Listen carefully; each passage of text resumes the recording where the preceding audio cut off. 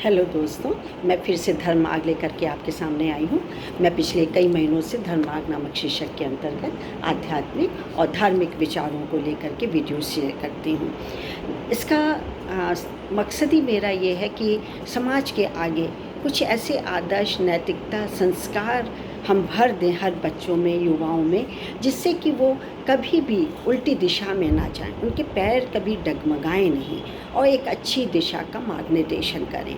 तो धर्म मार्ग का मतलब ये कि धर्म को अपना करके, आत्मसात करके उसका पालन किया जाए। तो चलिए, इसमें मैंने एक शीर्षक निकाला है, सुख दुख की अनुभूति, और इसको हम तक लाए हैं श्री डॉक्टर कन्हैयालाल पांडे जी। कन्हैयालाल पांडे जी, आपका बहुत बहुत नमस्कार और थैंक यू कि मैं आपकी बात जन जन तक रख रही हूँ, क्योंकि मुझे ये सब विचार बहुत अच्छे लगते हैं और मैं जानती हूँ और मैं चाहती भी हूँ कि आप लाभान्वित ज़रूर होंगे और होना भी चाहिए। तो चलिए देखते हैं सुख दुख की अनुभूति क्या है। मानव जीवन में सुख एवं दुख का जोड़ा होता है। यह मनुष्य की अनुभूति पर निर्भर करता है। राजा बलि का सब कुछ जाने के बाद वह दुखी नहीं हुआ, वह स्थिर चित्त भक्ति को समर्पित रहा। तब प्रभु ने राजा से कहा कि मैं जिस पर कृपा करता हूँ उसकी धन संपत्ति हर लेता हूँ, क्योंकि संपत्ति के मद से मनुष्य मतवाला हो जाता है, उसके स्वयं के कल्याण में अहम बाधा उत्पन्न हो जाती है या बाधक हो जाता है। सुख एक अनुभूति मात्र है, जबकि दुख मानव जीवन की कसौटी है।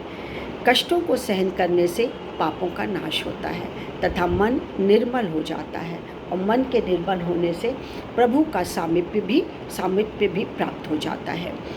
जगत के कष्टों का कोई भी ओर छोर नहीं है।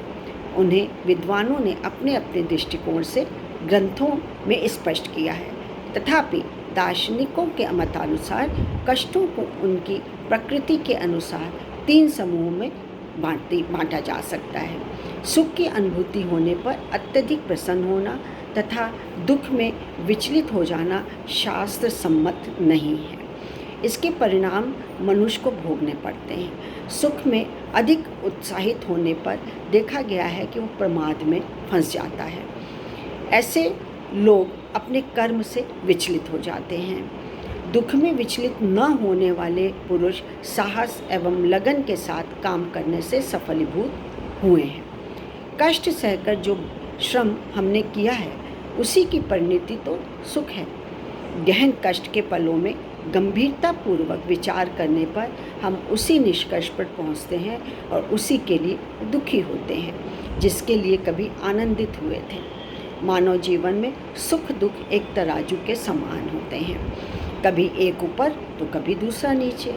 तुलसीदास जी ने रामचरित में ये भी घोषणा की है, ये भी उद्घोषित किया है कि दैविक भौतिक तापा राम राज कहूँ नहीं व्यापा। इसका भाव तो यही है कि राम के राज्य में किसी को कोई दुख नहीं था।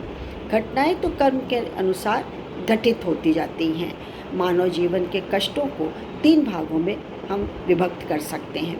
प्रथम श्रेणी कहाँ क्या है, जहाँ सुख दुख के आगे चलता है, मतलब दुख आगे सुख पीछे चलता है, कम होता है।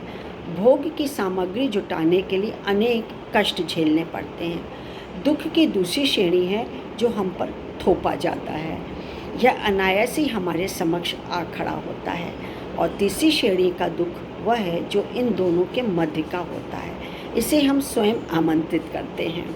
जैसे मन का ईर्ष्या, द्वेष, विकार, अपने मन में किसी से दुश्मनी मोल ले ली, बुरा भला कह दिया, गाली गलौज दे दी, बदला लेने की भावना है, चिंता है, व्यथा है, कष्ट है हमारे शरीर में, ईर्ष्या है, जलन है, ये सारे हमारे अपने सोचे हुए विचार हैं, हमारे विकार होते हैं। ये गंदगी होती है, कूड़ा कचरा होता है। इसको काट देना चाहिए, कैंची से दूर फेंकना चाहिए, क्योंकि हावी हो जाएंगे यदि मस्तिष्क पे उस दिन हम नष्ट होते चले जाएंगे शने शने, धीरे धीरे।